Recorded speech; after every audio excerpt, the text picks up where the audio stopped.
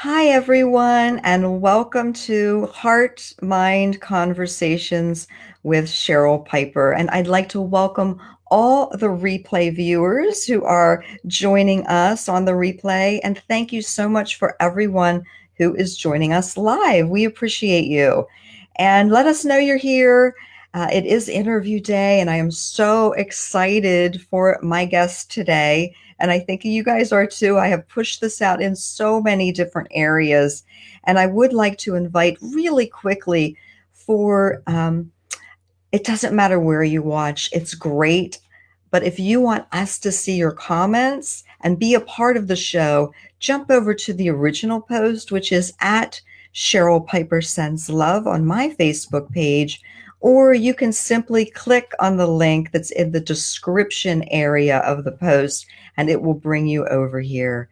And so today, our show is about what science and metaphysics reveal about our potential. Oh, doesn't that sound exciting? This is just right up my alley, and I am so excited. So, like I said, please let me know you're here. Just type in a hashtag live if you're here live. Type in hashtag replay if you're on the replay, just to let us know that you're here. So, I am going to introduce my guest and bring her up from the lobby. And my guest today is Dr. Theresa Bullard. She is a physicist and author, international spiritual teacher, and she really weaves together her formal background in science with her deep training in Western mystery school lineage. And Dr. Bullard is also the host of a brand new Gaia TV show called Mystery Teachings. And I have watched both episodes and they are fantastic. I'll be giving you that link in a little bit. And she's also the author of The Game Changers, Social Alchemists in the 21st Century. So let's welcome Dr. Theresa Bullard up from the lobby. And hi, Teresa. Hello, good to see you. Oh, Thanks for good to having me see on your you. show. It's Uh, fantastic. Oh, absolutely, absolutely. And it looks like we have a few live viewers, and I'm very excited. And we are going to move on with the show. And as I said, we're talking today about what science and metaphysics reveal about our potential. And so, Teresa, I'd like for you to share with the community a little bit about maybe just your backstory on how you came into being trained as a scientist and then moving into the mystery school teachings. Okay, great. First of all, I was raised in a fairly open metaphysical family. So I had exposure to metaphysical and New Age teachings from a pretty early age. But I would say that as as in my teens and so forth, I was kind of standoffish about it. I wasn't quite sure what to make of it all. And I just focused on sports and academia and going to pursue my degrees and so forth. And when I was in college, I was focused on physics and playing volleyball but I was well rounded, and I was started to explore into like transcendental poets and wellness, visualization, meditation, things like that. I've been exposed to the Monroe Institute and a lot of things through my mom. But it wasn't really until I got into graduate school and I was immersed into 80 hours of physics a week. And it was all left brain between the classes and the research and the homework and all of this. And after about a year of that, I found myself really out of balance and really unhappy because it was just all left brain, and my right brain side and the rest of my, the well-rounded lifestyle that I had prior to, it wasn't there anymore, and it wasn't being fed. And so I realized after that first year of graduate school, like, okay, this is This is really putting me out of balance, and I'm not happy with this. And I need to figure out what's going to bring that sense of balance and meaning and joy back into my life. And I was kind of depressed at the time. And so I really just started to seek, because at least I had the advantage of knowing this isn't my normal. And so what's going to bring that normal or that balance back in? And I pursued everything that I had had in my life before. I really actively brought it back in. I brought in sports, I brought in social time, I brought in creative hobbies and so forth. And it all created a more well-rounded lifestyle. But there was still something really core missing.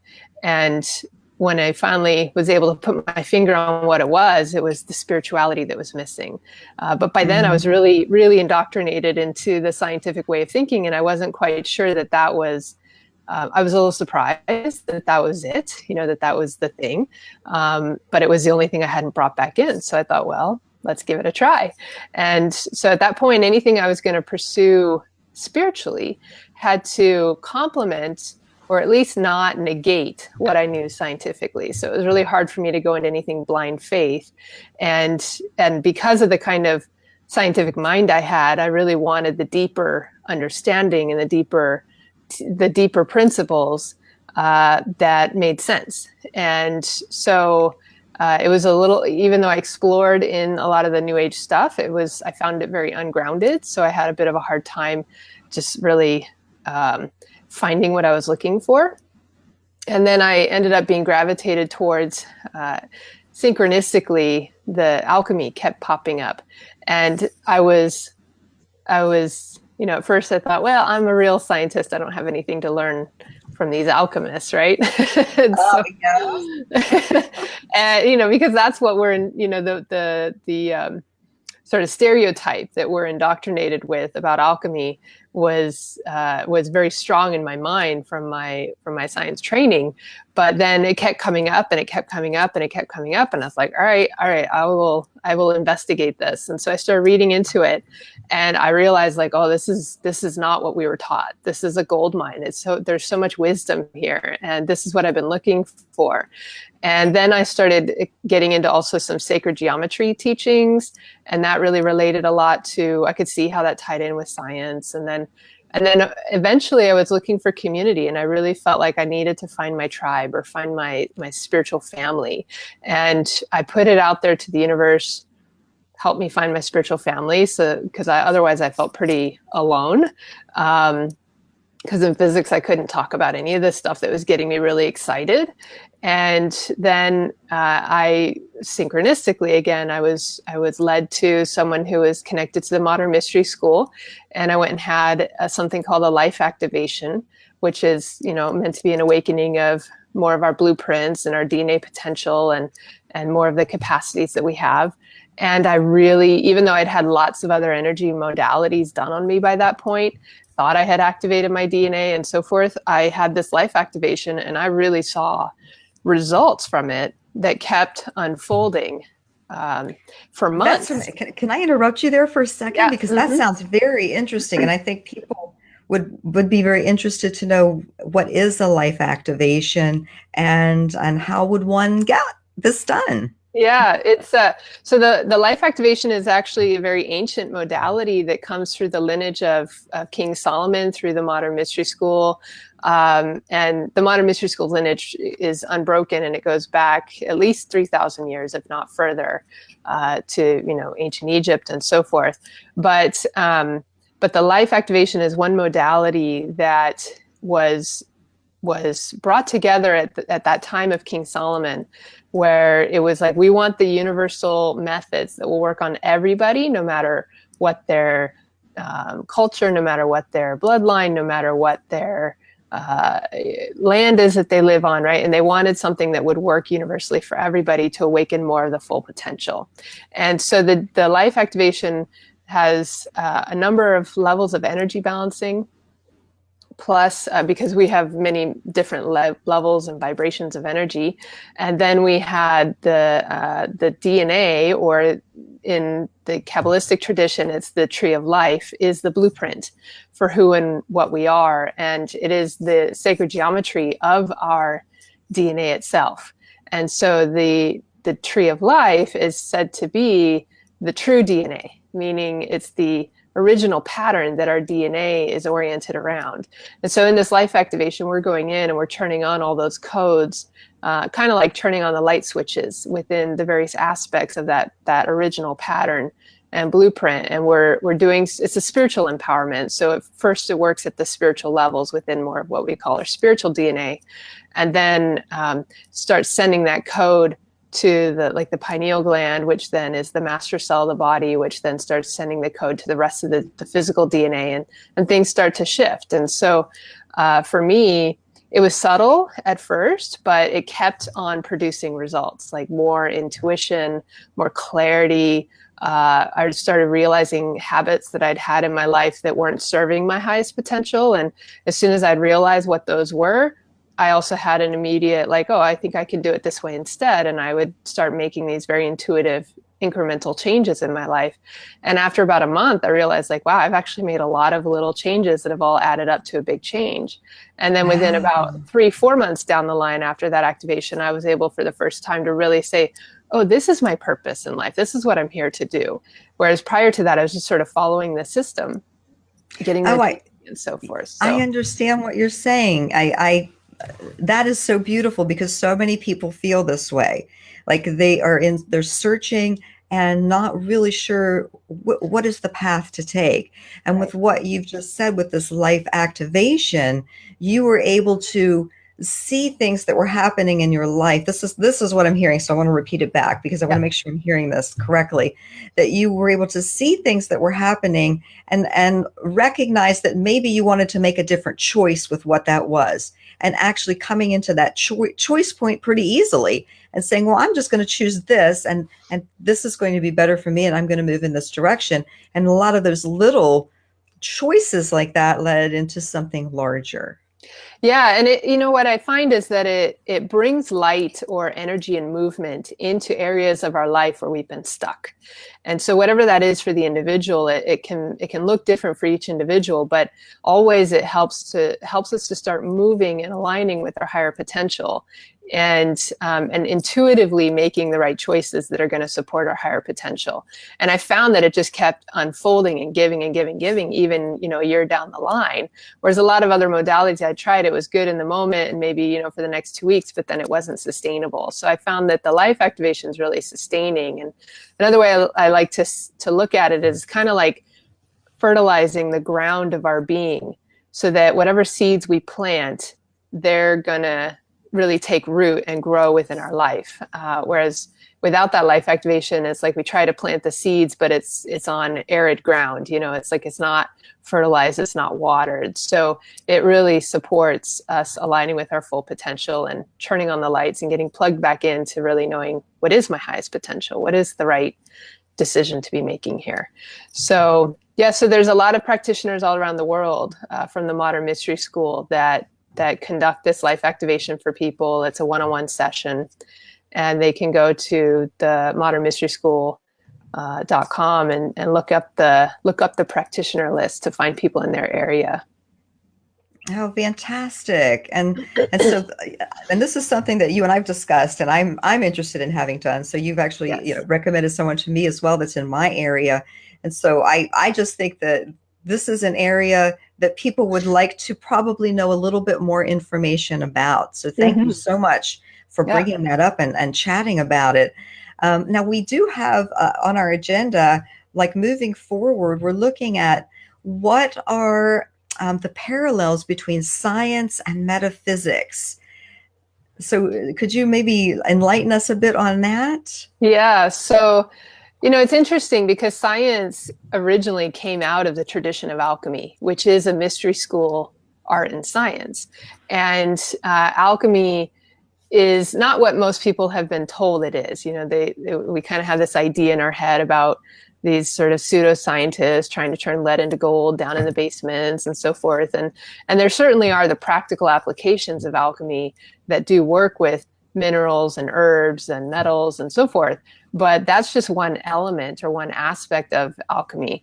Whereas the true alchemy is really about the perfection of the self and really trying to understand, nature, the laws of nature, and how all of this works. And by understanding it, how can we participate with that? How can we co-create with nature? How can we work in alignment with those laws, but speed up the transformational or evolutionary process? And so scientists, have inherited their search for understanding the universe from the alchemists.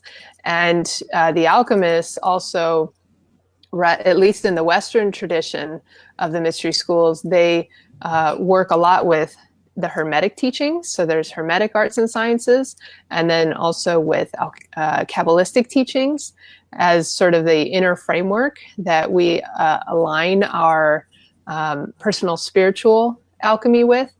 And then, of course, astrology and sacred geometry. So all of these things tie together in alchemy.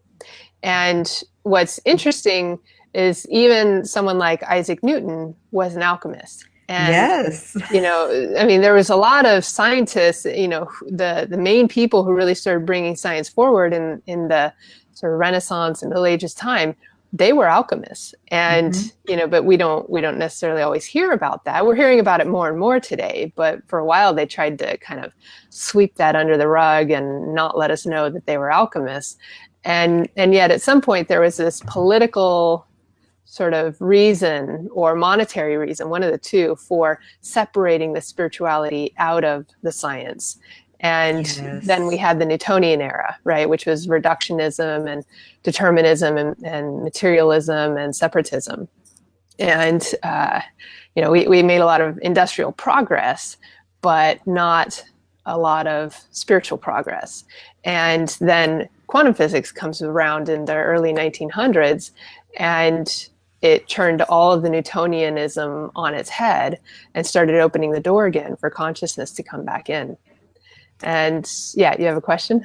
Well, I was thinking, about, I understand that Isaac Newton, he really practiced alchemy a lot more than anything else that he did. I mean, he was very interested in this area, but like you said, that's all been kind of swept under the rug. But it is coming out now because, first of all, I know it, so it must be coming out because more people are getting this information, and I think that's so important to understand that there was a separation that happened, just as you were saying. And I love that we were talking about that on your show on Gaia Mystery Teachings, and you talk about, like the practical science and, all of I think there were like some different keys that you talked to. I can't remember. I'm going off the cuff right now. and then you came over to, quantum physics and then kind of laid that out. And that was beautiful, the way you laid those two things out to explain them. Thank you. Yeah, that first episode on Gaia TV gets into the four Newtonian principles, which I just mentioned, and then the four quantum principles that sort of counter it or give us a whole new paradigm to start orienting our thoughts around. Because, industry, society, education, business, finance, like all of them started to, in the after the time of Isaac Newton, they started to adapt those physics principles into everything we do. And that's why we've created such a linear kind of clockwork type of world. But in today's day, it's not really working anymore because we're in such a connected, fast-paced, accelerated world where we're, needing to be much more multidimensional, and we can't really work in that linear clockwork kind of way anymore. And so the quantum principles come in, and they're about connectivity, they're about complementarity, meaning and context, and consciousness, and how we are participants in what gets manifested out of the quantum sea of potential. So yeah, that first episode gets pretty deep into explaining what those four principles are, so that we can hopefully start to orient into a new framework of our own mindset of what's true. And then as we get deeper into the series, it goes further and further into various, where's modern science at today? And how does that relate to metaphysics and what metaphysical arts and sciences like Hermetics and Kabbalah and alchemy and some, a little bit of Vedanta and Taoist, and how they show, there's parallels here between what modern science is saying and what metaphysics has been saying for thousands of years. And my teacher at the Modern Mystery School, founder Gunnar Gunnarsson, he has also given me, a lot of ideas of things to be able to fold into pretty advanced teachings, actually, to fold into that series that were, really help bring a way to, all right, well, here's where science is kind of stuck. What can metaphysics reveal to us about how to take it further and maybe, open up the door to really realizing a theory of everything, or really, recognizing how we apply this in our lives to become more awakened in our full potential and our multidimensionality. So it's a very fun series. It gets pretty deep into some concepts, and I'm looking forward to the rest of it being released. Oh, I'm looking forward to seeing the rest of it. So I actually I put the URL up. You know what? I'm going to put that up again while we're talking about it, Sure. so that people know where to find that on Gaia. If you have Gaia.com and you're a member, and that's something that you pay for, and which I do. It's basically the only TV I watch. Yeah. I think that on that URL, there's a little bit of an S missing. It's Mystery Teachings with an S. You know what? It is. And I miss the A, my fast typing while we were doing it. Yeah. All right, let's read it out loud. It's bit.ly/mystery teachings. So I missed the A and I missed the S. _ only on Gaia. Yeah. So grab that and you will be able to get in and see the series that we're talking about that Teresa has now on Gaia.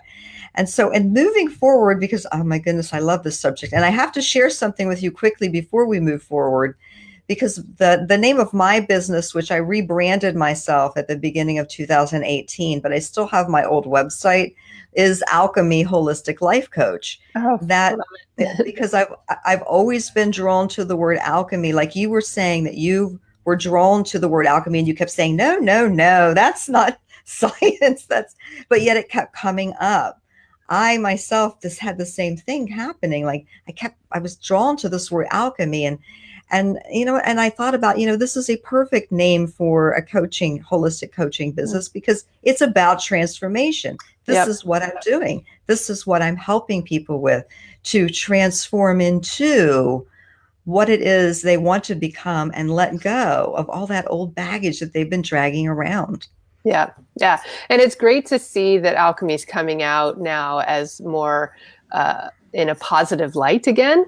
It's interesting watching about alchemy shows on like the History Channel, for example. It used to be that they would say, that's pseudoscience, and they kind of give it a negative spin. And then after around 2005, maybe, they started changing their tune, and they started kind of saying, well, maybe there's really something to it here. And, maybe we should explore it a little bit deeper. And, so there's been a real shift in the perception and the story that is being fed. So it's great that alchemy is making its comeback today, but it never really died, right? It never died. It never really died, and I think it's wonderful, and I'm grateful that you brought up about the Hermetic teachings.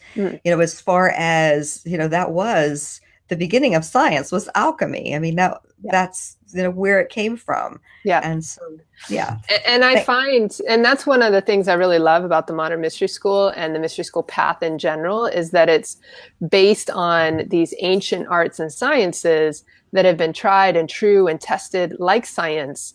And, there's evidence it works. It's founded upon universal principles. It's not just some kind of channeled information. It's not just, some personal, kind of ideas and pop up. I mean, it's really founded on a very grounded foundation that is very ancient and very solid. And I have found that, even with all my way of questioning as a scientist, the deeper I dug into that well of knowledge to see how far, does the knowledge go? How far does their understanding go? I've never hit the bottom yet. And so that just keeps going and going and going. And you can't really get that without it really being based on an ancient lineage and really ancient teachings that are universal, and they've survived because they're true.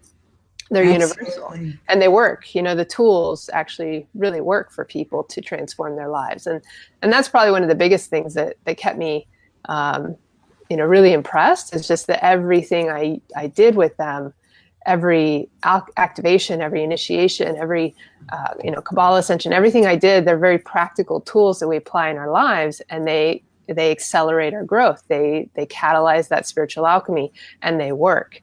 And the results are what really spoke to me the most. I agree with you. And what I find as well is that it's never ending. So many times people want to talk about, well, let's get to the end. Let's get to this, enlightenment. Let's get to, and it's not, that's not that. It's a journey, and it's a constant growth. Like you were saying, the more you dig down into that well, the more there is in that well. Right. Because our potential is infinite. Our Yeah. potential is to become like gods and goddesses. I mean, that's what all the prophecies ultimately pointed to, is that we were meant to become like superhuman or godlike, but in the physical. And our potential, even science is saying we're barely tapping into, maybe less than 10% of the potential that we have. And we're pushing the envelope, both from a technological perspective right now, and also from the metaphysical or spiritual perspective right now. We pushing the envelope to see how much more can we tap into that potential. But so the ancient arts and sciences, the mystery school, are like, hey, your potential's limitless, and here's the path, here's the tools, here's the knowledge that's going to put the keys in your hands to be able to really awaken that, and to really start manifesting it and actualizing it, so that you can achieve your purpose, your potential, and really have the life you're born to live, right? So yeah, and with the mystery school path, it's like they really have all these tools and knowledge, and this bottomless well of methods and teachings. And whereas other things I'd explored, I would grow for a bit, and then I'd hit a plateau, or I'd hit a wall. Yes. Whereas with the mystery school, I've never done that. I've never had that wall or that plateau where, oh, this is as far as it's going to take me. It just kept going further and further and further. And so it became this method to really, continuing to just push my own progression to that next level, and absolutely love it. And a big part of that is by stepping actively into the role of serving and teaching and helping guide others on that path as well. No, I agree. That is just so much a part of all of this, is putting ourselves in service, and helping others, because there's someone there that's out there still ready to help me, then I need to help others. And that's what it's about. It's about us moving and understanding. And you said this at the beginning, and I can't state this enough, that we are all connected. Yeah. What I do to you matters to me. And Yes. it matters to the world, and so all of these things, and that's what it's unfolding from everything that I'm seeing, that everything's connected. Well, we're all connected, and also we're kind of all in it together because we're all connected. So some people want to go off and achieve their own enlightenment, but they're not necessarily serving to help others achieve theirs, but that doesn't really work. It's like we have to all evolve together. And so that's where service is really an important piece. So the mystery school helps really train people in really achieving, the tools that we can really go out there and serve each other with. Well, that's fantastic. Now I have down one of our subjects that, what is the modern mystery school path? But I mean, you've kind of talked about that somewhat. Is there anything else that you'd like to add with that? I would just say that it's a path of initiation in ancient lineage, that and in this lineage, there have been many who've come before us in this lineage who've really achieved great things and made big impacts in the world. You have, I mentioned Isaac Newton already. We have people like Nikola Tesla, Rudolf Steiner, Leonardo da Vinci. I mean, pretty big names who've been in this lineage. And because of their tools and teachings and the acceleration that comes from initiation, they've been able to really, manifest their greatness and make that kind of an impact in the world. So the core of the mystery school path is a path of initiation, and each initiation is like a technology for spiritual alchemy that really catalyzes our growth and helps us to make quantum leaps in our life with each step. And so that path of initiation opens up to people once they've had the life activation. Then the next step would be to do the empower thyself initiation, which is the first step. And then, according to how far they feel called to go, there's more levels of initiation and training and so forth. So I highly recommend it. Wow. And so I know we kind of are at our time, but Yes. it's okay if we go a couple minutes over, because I really want people to know how to get in contact with you if Okay. they are interested in moving forward with this modern mystery school path. And Yeah. so what I've done is I've put up Quanta Leadership Academy, which is your Facebook page, Yeah. and this is the Facebook address for them to be able to, and they could leave you a message here, of course, like the page. We want everybody to like our pages. That's so important, so that you can see what's going on and new things that are happening. But they can also contact you there as well with a message. Am I correct? Yeah, or they can go to my website, teresabullard.com, and there's a contact form on there as well. And of course, there's the Modern Mystery School.com or Modern Mystery School int.com, where it has a list of all the practitioners and guides and so forth in the various areas around the world, at least the Western world. And so, I live in Los Angeles. So if they're not really in Southern California, they're most welcome to check out that list of other guides and practitioners in the various areas from the Modern Mystery School's website. Yeah, that would be fantastic, because I have people who view from all over the world. So Yes. it's great that there's going to be an opportunity for them somewhere where they live. Yeah. Not everywhere, but most of the major cities have people, and or if they're able to just travel a little bit here and there, then it's possible. So. And we have Dale, who's just jumped in, and he said hello. Oh, he's just now joining. He said he'll catch us in the replay. Yeah. That's good. Thanks for popping in, Dale. And we have Sandra, and she I popped her up a little bit earlier. She's saying, "Thank you, Teresa, for sharing your wisdom. You rock." Thanks for joining us, Sandra. And well, I'd like to just thank you so much, Teresa, for being on the show today. I really appreciate all of your knowledge. I would love to encourage everyone out there to explore and grow into who we really are. And with whatever that path is, and whoever your guide is for that, to help open you up, it's just so important that we all understand that we're connected and we're all moving in that same direction of understanding that we are love. That's what we are. How about it, Teresa? Would you agree with that? Absolutely. Love is the essence of us. Absolutely. And so I'm going to wrap it up. Teresa, if you just hang around for a little bit after the show, I can chat with you. Okay. And thank you so much for being on the show today, Teresa. Is there any final thoughts you have? Thank you for the invitation, and it's been great. And just remember that, we are eternal. We very easily get caught up in our physical, mundane lives, but we are eternal beings, and that is who we are first and foremost. So, just strive to reach your ultimate potential and know that it's infinite.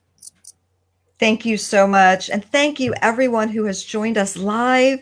Thank you for your comments, and everyone who's joining us on the replay. Put your comments in. We will be responding. Have a wonderful day. And thanks so much for joining us here on Heart Mind Conversations with Cheryl Piper. Take care.